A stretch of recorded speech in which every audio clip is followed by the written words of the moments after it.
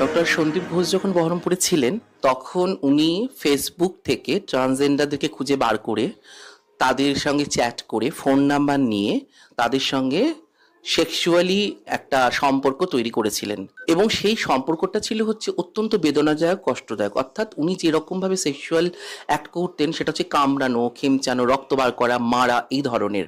উনি যেখানে থাকতেন সেখানে ডাকতেন, যাদেরকে ডাকতেন তারাও নিশ্চয়ই বুঝতেই পারতো যে উনি কি ইন্টেনশনে ডাকছেন, তারাও যেত, কিন্তু তারা এটা বুঝতে কোনোদিনই পারেনি যে ওনার ভালোবাসার যা এইরকম চরম, সাংঘাতিক এবং হিংস্র।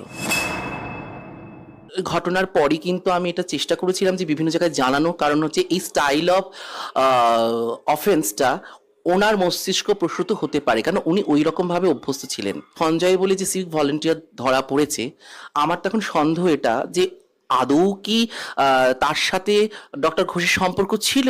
এমনও হতে পারে যে তার বেড পার্টনার হিসাবে সে হয়তো ছিল বলে নিজের মাথা পেতে সবটা নিয়ে নিচ্ছে। এবার রূপান্তরকামীদের কোয়ার্টারে ডেকে তাদের সঙ্গে সেক্স করার অভিযোগ সন্দীপের বিরুদ্ধে।